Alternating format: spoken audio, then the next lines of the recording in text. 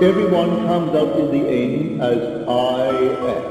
But I am completely awake, and that is God.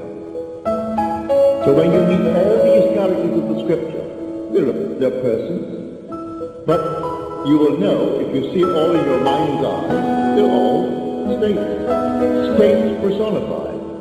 And we have taken the personification personally.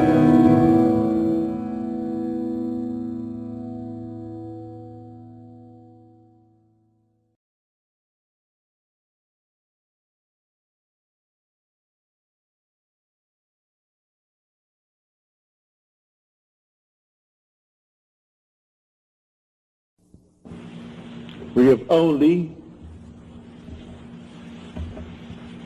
to enlarge our conception of causality, to excuse everything and forgive all.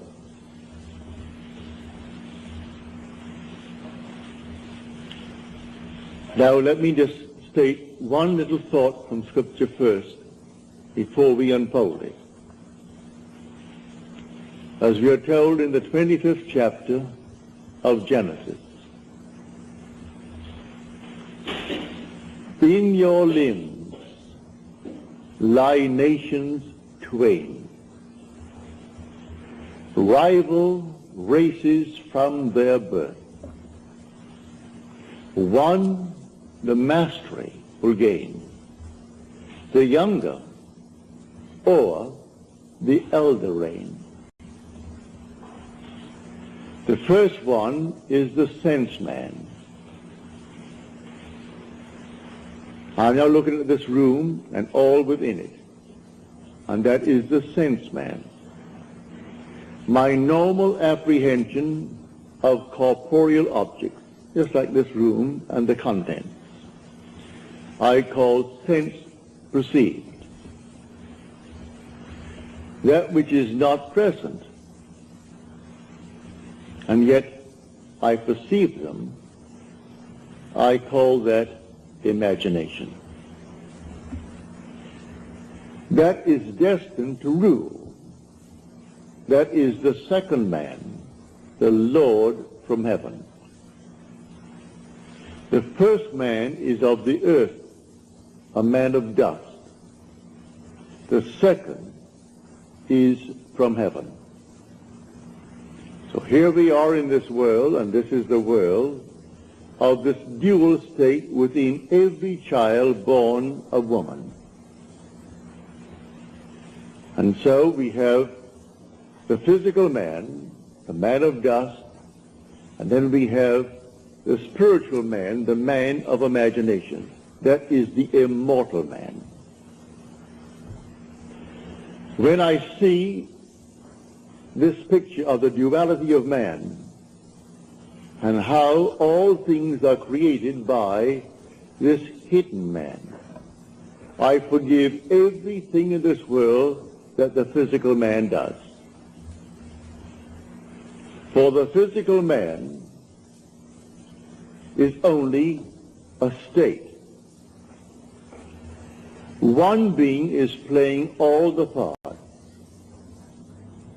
The part played by the thief is the same being playing the part of the judge who judges the thief.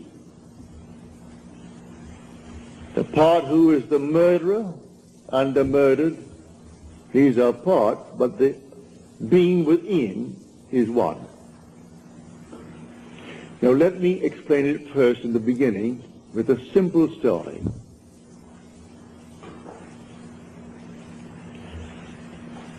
About 8 years ago, I was in New York for a month, and two of my brothers, Victor and Lawrence, came up and spent 2 weeks with me in New York City. They checked into the same hotel. They wanted to see everything they could within 2 weeks, and I bought them 14 shows. And sometimes they went even to an afternoon show. They wanted to see everything in the crowded 2 weeks.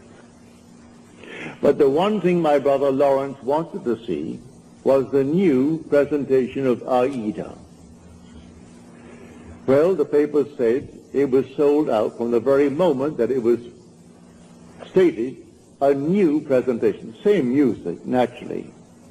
The same score, but new scenery, something new about it. And this captured the imagination of all opera lovers, and they all wanted to see Aida. The one thing he wanted to see was Aida. But the papers had huge, big ads. Not one seat is available. Come down and buy seats for the other shows. And this was the old Opera House around 40th Street and Broadway. It ran from Broadway to 7th. The old Metropolitan. So this morning we set out. I said, it doesn't really matter. I said, let us go. We have to go down and have lunch anyway. We will go and just see. We got there, and these huge big signs on the outside, no seats for Aida available. And they were plastered all over the Metropolitan. I went in, and there were 3 lines leading towards the 3 windows, selling tickets for the entire season. And there was no seat for Aida. I got into the first line. It was a very long line. Then I saw the 3rd line from me moving more rapidly than the 1st and the 2nd. So I moved over to that line. Then we all moved rapidly forward. As we got to the window, and seemingly no hope of getting tickets.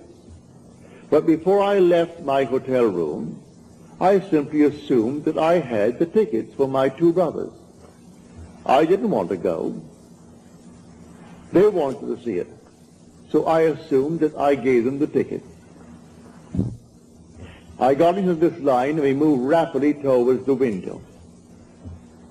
As we got there to the window, a tall, blond man, he was about, he must have been 5'11".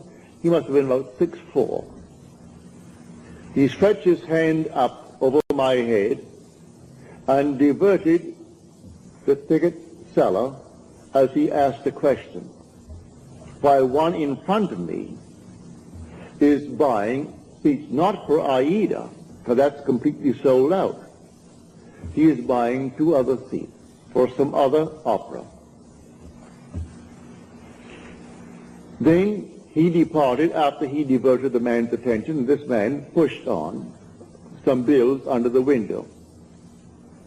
And then, as the teller looked at the money, and this man is at the door now, the tall, blond fellow.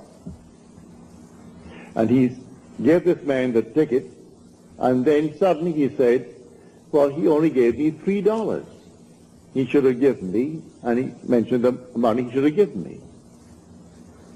At that, he was bewildered. The teller was bewildered. I turned around and I screamed at that tall blonde. I said, sir. I screamed so loudly he couldn't stop but be attentive. He turned around and I said, come back here. You're wanted. He came back like a little child being led by the nose. He came back and he said, what's wrong? And the man said, this is all that he gave me. 2 $1 bills. He said, oh no, you didn't. He gave you 2 10s. Then I said, no, you didn't. I was standing right here. I saw what you did. You gave him 2 $1 bills. That's all that you gave him. The man is flabbergasted. He was so completely dumbfounded, he didn't know what to do. I said, I am standing here. I saw exactly what was done. Then he opened up his purse, and here was a stack of ones, and had a $20 bill and 2 10s. He said to the man, when will you discover your mistake? Because I gave you 2 tens. And the man said to him, at the end of the season. And with that, it was closed. And the man then took out the money and paid for the ticket and took back his 2 ones. Then I say to him, I want 2 seats for Aida tonight. And I want them in the horseshoe circle. I want them center. He said, yes, sir. And he took from what is called the VIP. They always keep a few out. Though the house is sold out, they always keep a few seats for those who are coming, called the very important people. But I am certainly not a very important person. But I saved him from the loss of $20. And he quickly took the 2 seats out and said to me, $20. I gave him the $20, went back and gave the 2 seats to my brothers. Now, a state called a thief. These 2 men have chosen to be thieves in their world. They're con men. It's perfectly all right. God made everything for its purpose, even the wicked, for the time of trouble. Read that in the 16th chapter, the 4th verse of Proverbs. He made everything for its purpose, even the wicked, for the day of trouble. Well, the day of trouble may not be a war. I was troubled. How to get these tickets? That's a moment of trouble. And I simply assumed that I had them. And I simply played my part in my imagination before I left my hotel room, that my brothers are going to see this show this night of Aida, the new presentation of Aida. Then 2 who have already given themselves over to the state of a thief. They had to actually come right into the line. I took the first line, then I moved over to the 3rd line because I saw it moving more rapidly. So he comes over to the 3rd line and plays his part beautifully. If he had not done what he did, I would not have received those tickets because I am not a very important person. But the man looked me in the eyes and said, here is an honest man. As far as he is concerned, I am an honest man who saved him from losing $20. And so he quickly took out the 2 seats. I paid for them, naturally, he didn't give them to me. I was willing to pay for my seats, but you couldn't buy them. All over the place, sold out, sold out, sold out, all over the Metropolitan Opera. You could paste it on the walls, and in a huge big ad in the paper, Aida is sold out. And I went that day and got those seats right in the circle, in center row for my 2 brothers, because one man played his part beautifully. He had given himself over to a con man. He finds it easier to make a living being a con man. There are those who are pickpockets. There are schools that teach people to be pickpockets. Do you know that? They come right out of the school and go into a profession. All right, that's their part. They play that part. Now you play your part beautifully, and one of them can be instrumental in getting you what you want in this world. So I wanted 2 seats for Aida. Were it not for a con man in that world, I would not have had those 2 seats. So he comes into the line where I was in the line. He comes forward, and just as I got to the ticket window, he puts his hand over my head to divert the man's attention. And the one in front of me, who is buying 2 seats, not for Aida because you can't get them. He is buying 2 seats for something else. And he puts out $2 bills instead of 2 tens. And then this man starts, and I turned around as though I was inspired. And with my full voice, I said, "Sir, come back here." He had to come back. So he came on back just like a little child and stood next to me, and he looked down at me. He wouldn't dare budge. When I said, "You didn't give him anything more than what he's showing you now. You give him exactly what he's showing you." Because I was here and I stood next to you. He was helpless. He couldn't hit me. He was many inches my height. I'm 5'11", and he may be about 6'5" or more. A strong, strapping blonde. But he was impotent in my presence when I called him back. He only played the part. So should I not forgive him? There are infinite states in this world. And all you have to do is forget states. You play your part.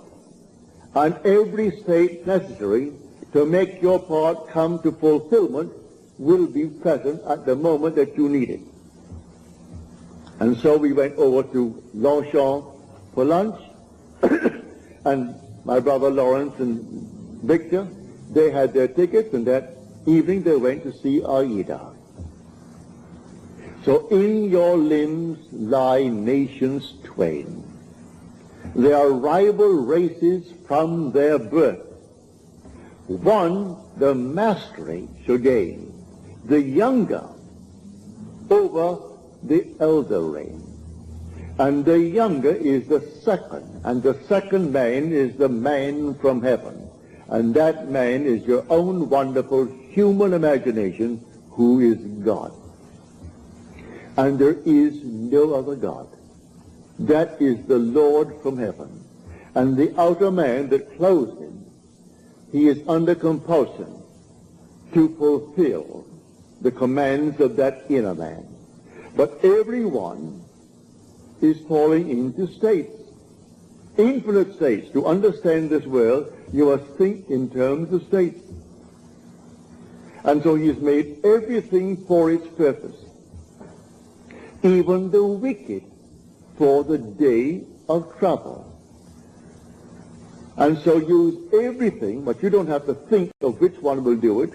Forget who will play the part. I never saw that man before, never saw his partner in their little crime before. That was their choice in life. There are those who have chosen to be pickpockets for the rest of their lives. So if they're caught in the act, all right, that's part of the game. They've chosen that part to play. There are those who have chosen their part to play, like Mr. Hoover, who just departed this world. He chose that part. And there are others who chose other parts. Either wisely or unwisely, we fall into these things. But when the inner man begins to awake, he selects his part wisely. It's entirely up to us.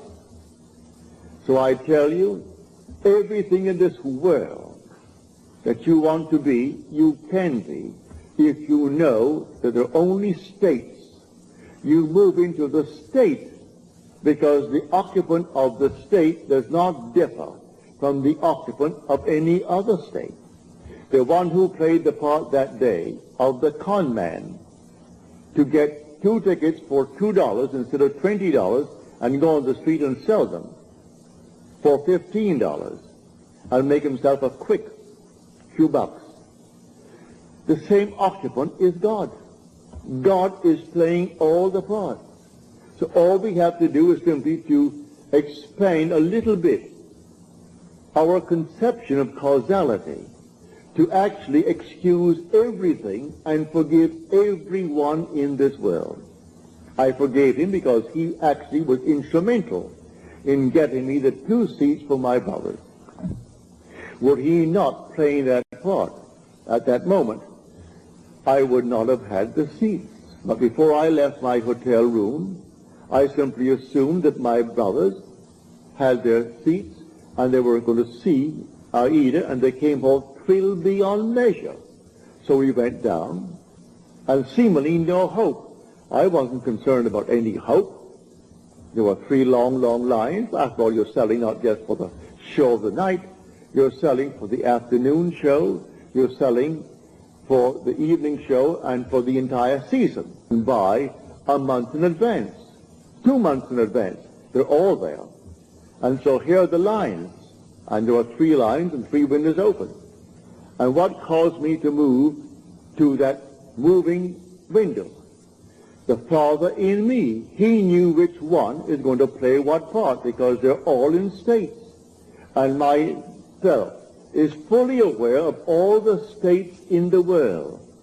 And if you can play a part to aid me in the fulfillment of my dream, you'll play. And so if I need a thief, there must be a thief somewhere. He was a thief. And he played a far better part in my getting the ticket than if he were an honest man. If he came up and played the part of an honest man, then the man would have said to me, he wouldn't know me, I'm not an important person, and so we have no tickets. Don't you sign? No tickets available. It's a sellout. But it was not a sellout, and a thief made it possible for me to get my 2 tickets. So when you see this, you forgive every being in the world. Everyone.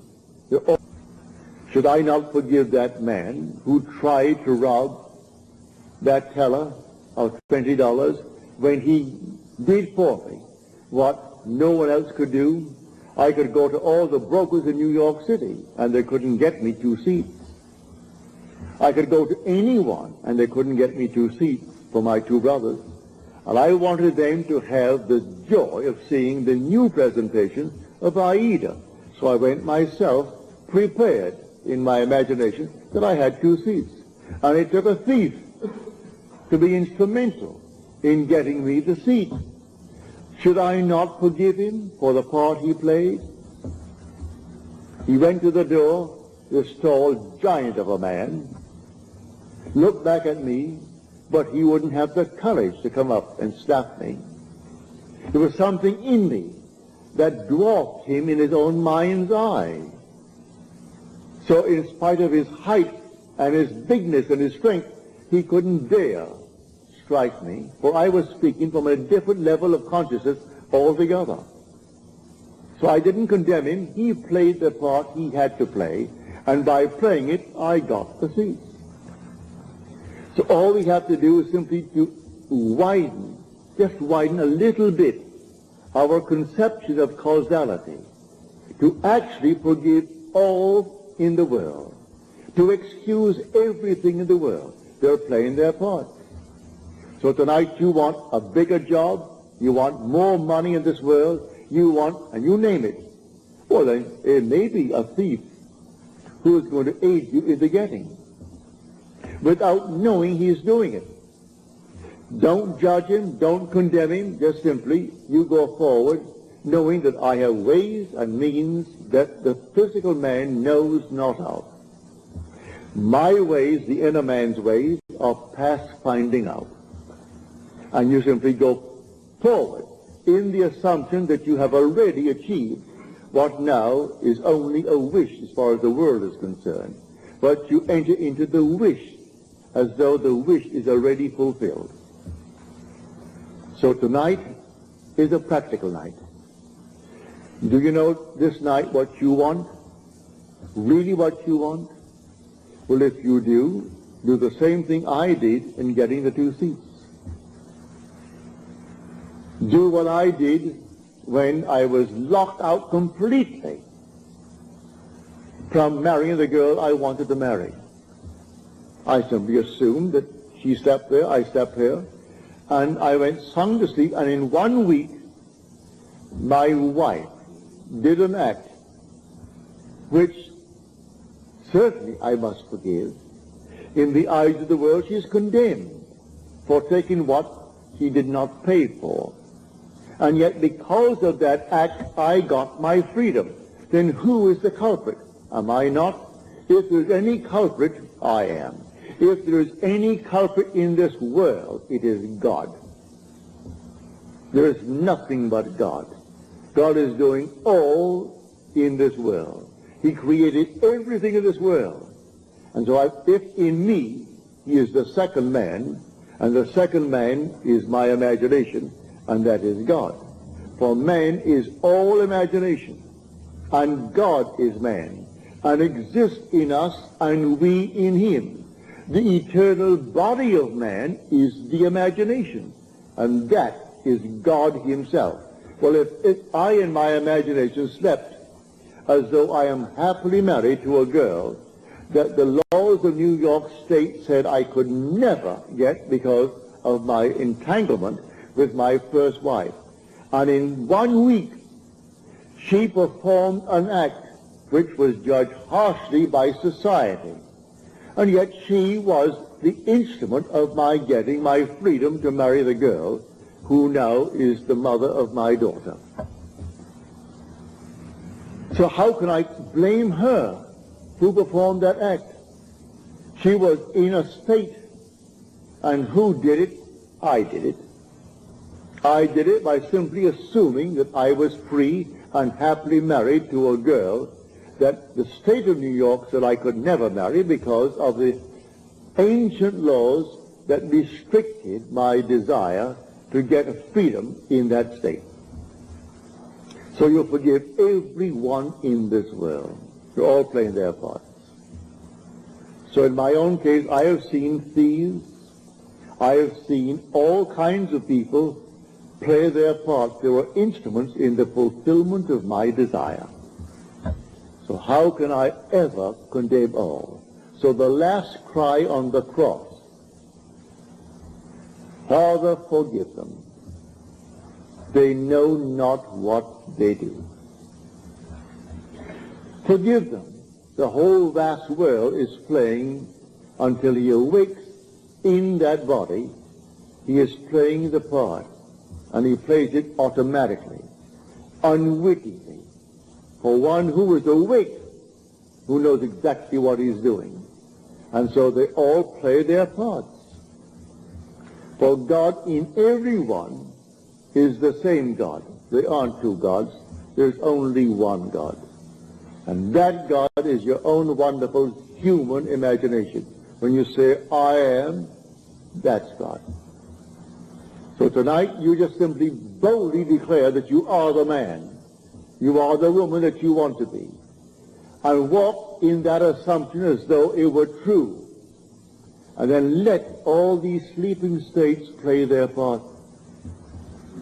May I tell you, in spite of what they appear to be, they are sound asleep.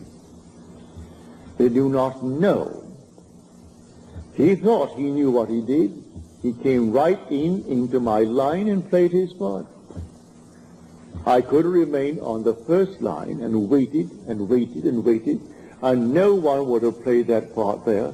I moved over to the moving line, and here he comes. And so how could I ever condemn him? How could I ever in any way feel other than thankful? I would say to him, thank you, because you played the part you had to play like a play. So someone comes in on the play, the curtain goes up, and here comes the monster. And he plays it beautifully. And the audience hisses and condemns him. If there's any condemnation of the part, where is the author? Send for the author, for he wrote the part. And the author, if there's any praise, give it to the author. Any condemnation, give it to the author. I know I played a second part, on a play on Broadway.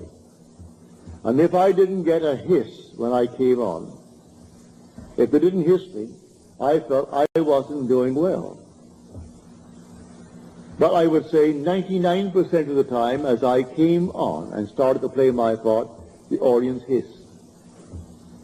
Then I knew I was really on my toes. I was playing the part well. Because I was a cat in that part. And they couldn't restrain themselves, especially with the matinees, when they had children there. Lots of ladies and children, and they could not restrain their emotion, and they were hissing. Well, then I knew, Neville, you're getting over all right. So I was thrilled with their hissing, because I was playing only what was written for me to play. So, in this wonderful world of ours, we are infinite states, and everyone is in a state.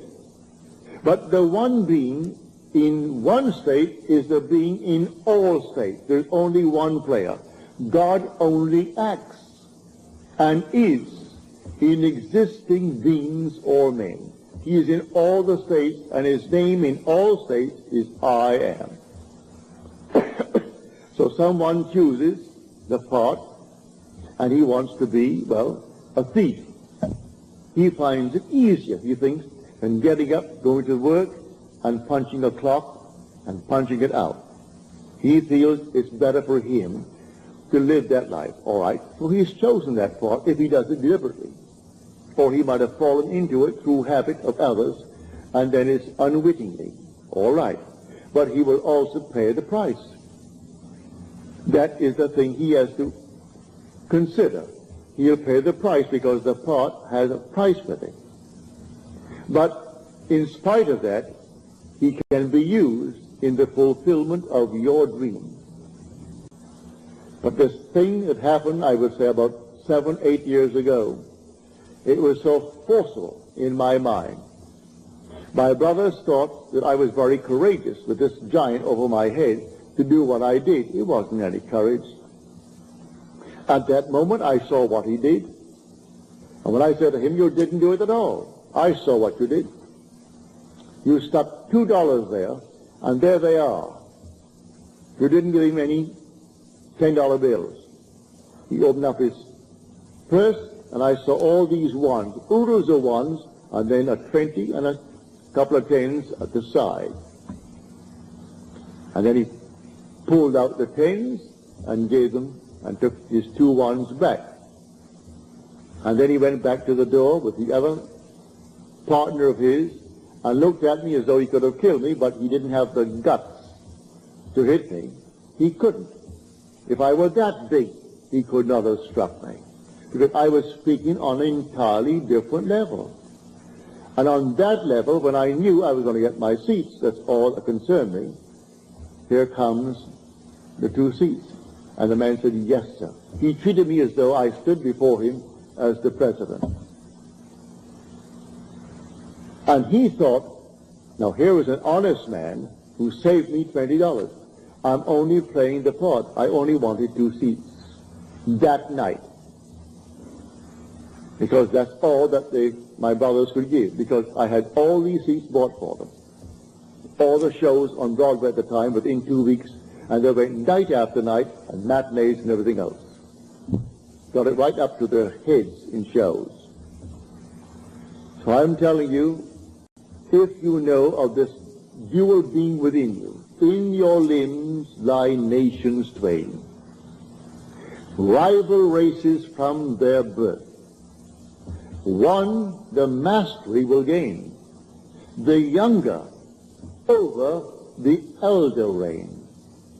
Now see that younger one actually reigns, and the younger one is your imagination. The older one is your sense man. The facts, these are the facts of life. What is my bank account? And I owe more than the bank account has in it now? Well, now that is Esau's judgment. Now, Jacob puts in 50 times what is there now. In my mind's eye, I have deposited 50 times more than is there. How it's going to happen, I don't know. I don't know, any more than I knew that day when I started off with the Metropolitan Opera, how I'm going to buy seats. When the papers tells me you can't buy a seat, huge big ad, save your time, don't come. All other seats are available, but not for Aida. And I go down only for Aida, and I get them, because of a seeming thief played by the part of God.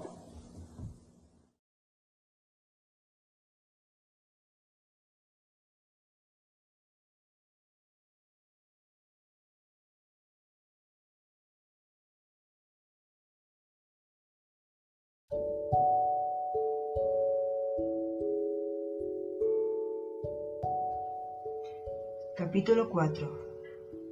¿Estás haciendo vino? El propósito de la Biblia es elevar al ser a un nivel más alto de conciencia. Comienza en el estado de Moisés, el descubrimiento del yo soy. Entonces, en el libro de Isaías se nos ha dicho: sal del Sabbat y deleítate en el Señor. Déjanos examinar este pensamiento para encontrar su significado más profundo. Ahora, para mantener el Sabbat, debes cesar cualquier duda mental en ti, porque los pies sobre los que te mantienes mentalmente son tus creencias. Cuando tus pies mentales tocan la tierra, su acción es automática y mecánica. Usando tu poderosa conciencia, comienza ahora a romper las ataduras mecánicas que has tenido en tu vida, cambiando tus pensamientos a tu deseo cumplido, y observa el Sabbat. Los gemelos de los que se habla en la Escritura simbolizan tu dualidad: Abel, el tú interno, y Caín, el tú externo. Un reverso en la orden ocurre, porque en el Nuevo Testamento tu verdadera identidad es revelada como Cristo, el tú interno, tu esperanza de gloria. Mientras caminas en la tierra, ves personas como ellas quieren ser vistas, y estás vertiendo aceite en sus heridas. Pero si no lo haces, tú eres como los fariseos descritos en el capítulo 23 de Matías, actuando para ser visto por los hombres. Predican, pero no practican.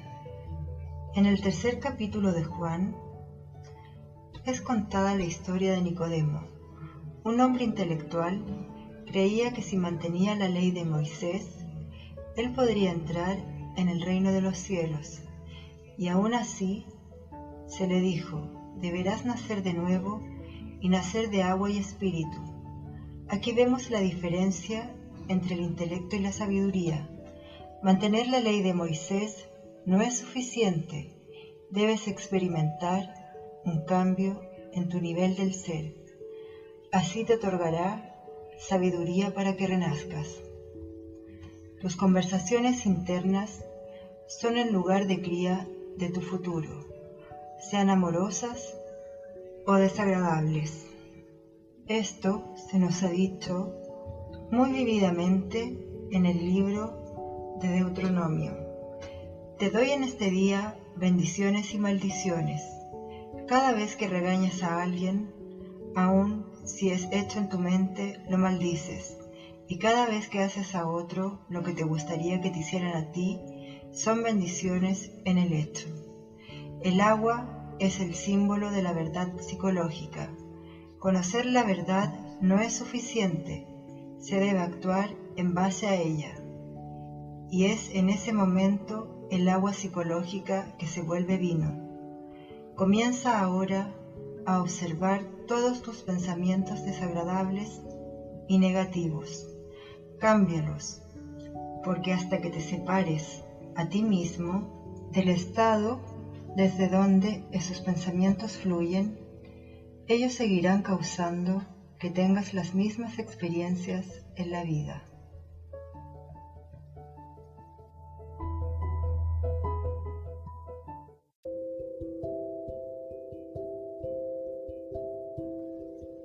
Capítulo 1. Tu infinito valor.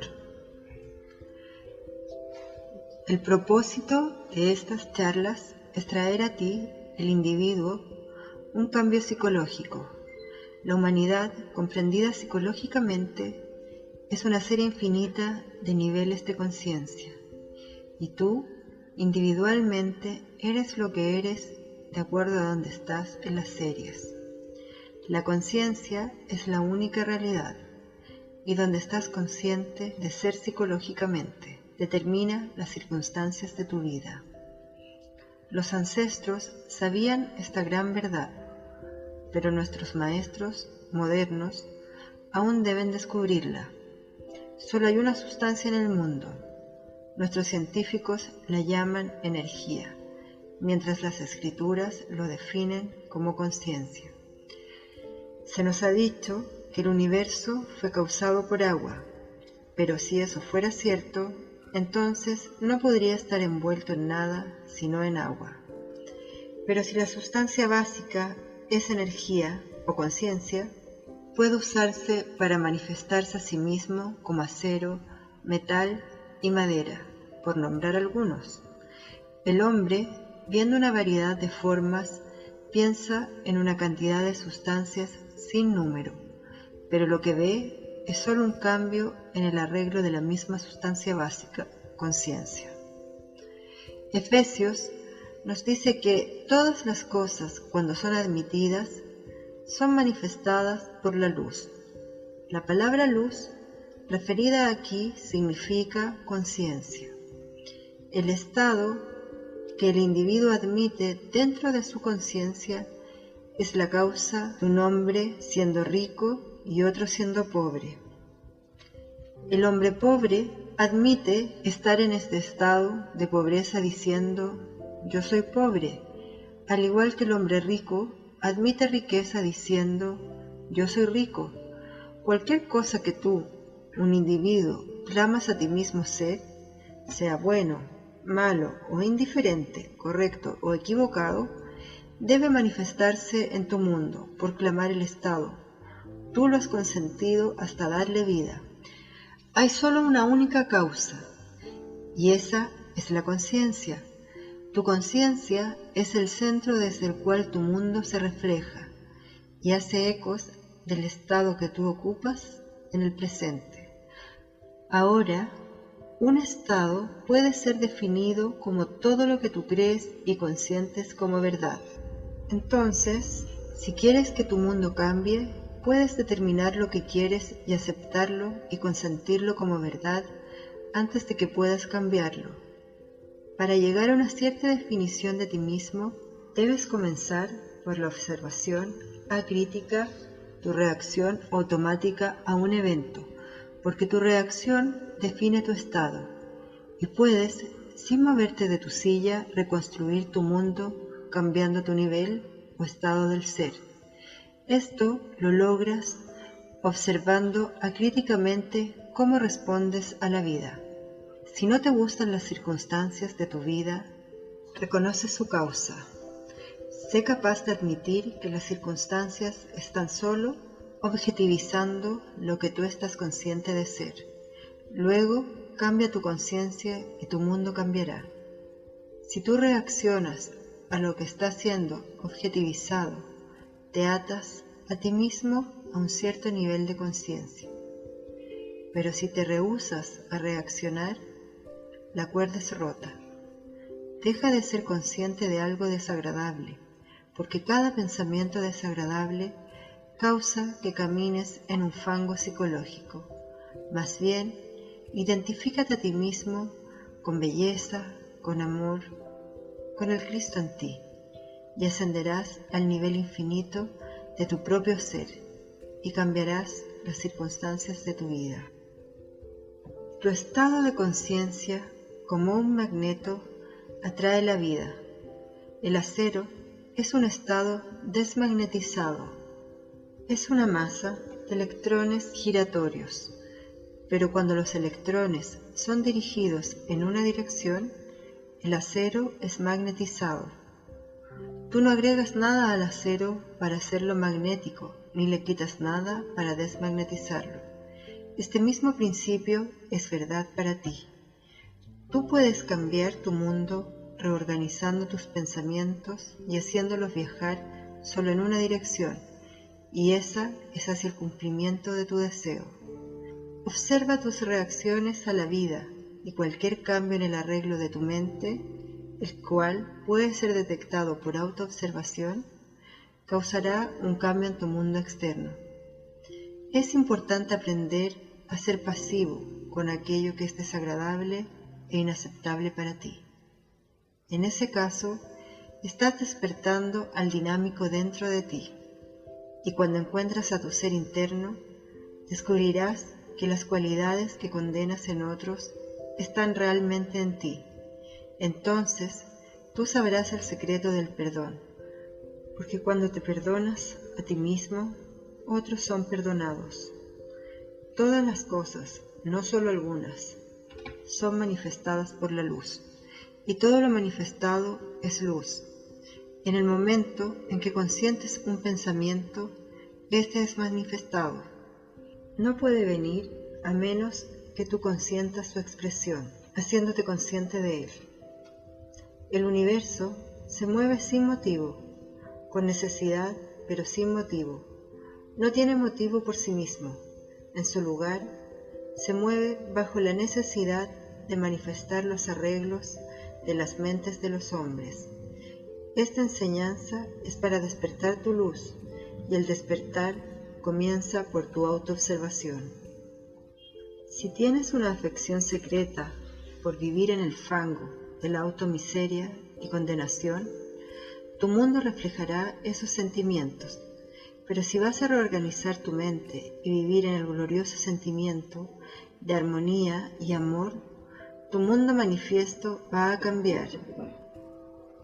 Si hoy gastaras 5 minutos en observación acrítica de ti mismo, estarías sorprendido de cuán engañoso eres.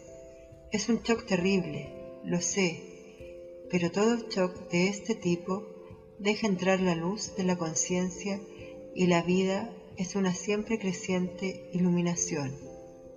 Así como la luz entra, tú te vuelves más y más consciente de quién eres realmente. Hay solo una causa para el fenómeno de la vida. Solo observando tu propia conciencia puedes descubrir la causa de lo que te está pasando. No hay mayor tirano que la creencia en una segunda causa. Deja ir ese tirano recordando la única sustancia, la única causa que es la conciencia, e inmediatamente cambia lo que estás consciente de ser. Solo observando tus reacciones a la vida puedes encontrarte a ti mismo. Y recuerda, mientras reaccionas como lo haces, las mismas cosas van a confrontarte. Porque todo lo que admites es manifestado por tu conciencia, y todo lo que manifiestas es tu conciencia. Deja de caminar por el mundo en el fango y viviendo en su sótano. Tu alma es hecha de todo lo que consientes. Pierde tu alma en un nivel y la encontrarás en un nivel más alto. Siempre examínate a ti mismo, acríticamente, porque en el momento en que te vuelves crítico, automáticamente justificas tus reacciones y te asocias a ti mismo con la cosa observada. Todo es individual. Seguridad colectiva y salvación colectiva son términos que se aproximan a la individualidad. Aprende a mantenerte sobre tus propios pies y no en los pies de un grupo. Puedes liberarte a ti mismo y la única forma de hacerlo es despertando al Cristo en ti, quien cayó dormido. Piensa pensamientos nobles basados en conceptos nobles y ellos te pagarán excelentes dividendos y te elevarás en conciencia y transformarás tu mundo. Date a ti mismo tu pan diario, dándote a ti mismo la oportunidad de recordar quién eres. Nunca envidies la buena fortuna de otro. Simplemente apropiatela tú mismo. Sean transformados por la renovación de su mente, cambiando las ideas plantadas allí.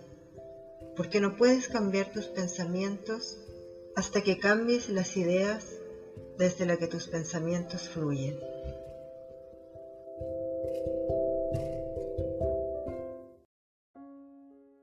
¿Cómo manifestar rápidamente? Una pregunta recurrente y una inquietud que muchos tienen es respecto de cuánto demora una manifestación. Y la verdad es que no hay una respuesta objetiva para eso, pues para todos es diferente. En este video quiero hablar sobre el tiempo y la manifestación. Nuestras manifestaciones dependen mucho de nuestras creencias. y a esto me quiero referir ahora. ¿Qué es una creencia? La definición de creencia es una idea o pensamiento que se asume como verdadero. Creer en algo está relacionado precisamente con el individuo, con el ser humano. No se nos dice que creer en algo como verdadero dependa de la física, o de las matemáticas, o que dependa de lo que escribió este u el otro, ni de lo que la Iglesia o alguna secta ancestral nos indique. La creencia está relacionada directamente con el ser humano. Es una idea o pensamiento nuestro, que asumimos como verdadero. La creencia está relacionada directamente con la asunción. Asumir algo, lo que sea, como cierto. En el diccionario no hay ninguna restricción puesta a la creencia. No se nos indica que ese pensamiento debe estar dentro de ciertos márgenes, ni de que debe cumplir ciertos requisitos o estándares. Es simplemente asumir una idea o pensamiento como verdadero. Hace varios años comencé una transformación personal, y a partir de esta transformación todo mi mundo comenzó a cambiar. Y de lo primero que me di cuenta en ese proceso, fue de que debía cambiar mis creencias. Tendría que poner mi mundo de cabeza y mis creencias con él. Que debía reinventar la historia, mi historia. Y de que ya nada sería igual, porque yo estaba decidido a cambiarlo todo. Neville y la Biblia nos dicen que este cambio ocurre de esta manera. Jesús les dijo: ¿ves todos estos grandiosos edificios? No quedará piedra sobre piedra. Todo será derribado. Ellos preguntaron: ¿cuándo serán estas cosas? ¿Y qué señal habrá cuando todas estas cosas hayan de cumplirse? Jesús, respondiéndoles, comenzó a decir: mirad que nadie os engañe. Vendrán muchos en mi nombre, diciendo: yo soy el Cristo, y engañarán a muchos. Mas cuando oigáis de guerras y de rumores de guerras, no os turbéis, porque es necesario que suceda así, pero aún no es el fin. Porque se levantará nación contra nación, y reino contra reino, y habrá terremotos en muchos lugares, y habrá hambres y alborotos. Principios de dolores son estos. Marcos 13. No quedará ni una piedra de comprensión literal después de tomar el agua de la comprensión psicológica. Todo lo que ha sido construido por la religión natural y viejas creencias, será lanzado a las llamas del fuego mental, escribió Neville. No hay una descripción más maravillosa ni más sabia sobre la transformación de nuestras creencias. Una transformación de creencias puede ser confundida con el fin de los tiempos, como lo advirtió Jesús, pero no es el fin de los tiempos. En vez de esto, está la promesa. Pero en aquellos días, después de aquella tribulación, el sol se oscurecerá, y la luna no dará su resplandor, y las estrellas caerán del cielo, y las potencias que están en los cielos serán conmovidas. Entonces verán al Hijo del Hombre, que vendrá en las nubes con gran poder y gloria. Y entonces enviará a sus ángeles, y juntará a sus escogidos de los cuatro vientos, desde el extremo de la tierra hasta el extremo del cielo. Pero de aquel día y de la hora nadie sabe, ni aun los ángeles que están en el cielo, ni el Hijo, sino el Padre. Un cambio de creencias, como se dice en este versículo, solo es conocido por el Padre, es decir, nuestra conciencia. Todo cambio de creencia debe ser asumido en la conciencia. Es la conciencia la que se apropia del cambio de creencia y nuestra renovación psicológica, para la segunda venida del hombre, del Hijo del Hombre o Mesías Salvador, y de su propio despertar en nosotros. Nuestras creencias son nuestra plataforma de existencia, es donde nos sentimos cómodos y seguros, y esta seguridad hace que el ser humano mantenga ocultos sus miedos más profundos. No podemos ver nuestros miedos hasta que son removidas y eliminadas nuestras creencias.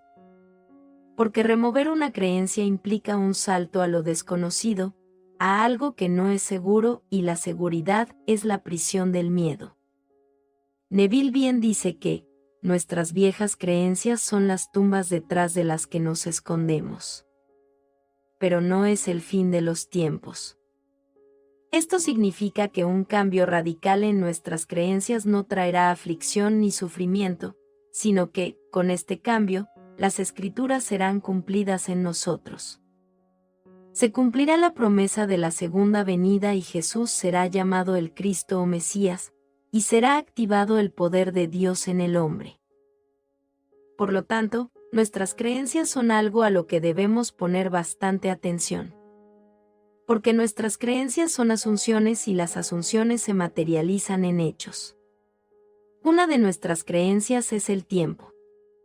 Cada ser humano tiene una creencia relacionada con su percepción del tiempo. Si alguien nos pregunta cuánto tarda la gestación de un bebé, eso es algo que tenemos claro, aunque no sea con exactitud. Los días y las noches, las estaciones del año, cuánto tarda en hervir el agua, o cuánto tarda un coche en viajar desde un punto a otro. Pero si alguien nos pregunta cuánto tarda una persona en ser exitosa, o cuánto tardará en lograr un objetivo, o cuánto tiempo vivirá una persona, entonces eso es algo que no podemos medir pues depende de muchos factores. Mientras más grande sea el objetivo, más lo alejamos en la escala del tiempo de acuerdo a nuestras creencias. Si alguien me pregunta cuánto tiempo tardaría en obtener $1.000.000, probablemente pensaré que en mucho tiempo, pues calcularé ese tiempo de acuerdo a lo que gane en mi trabajo o en los negocios que tenga, entonces tal vez diga 10 años o más.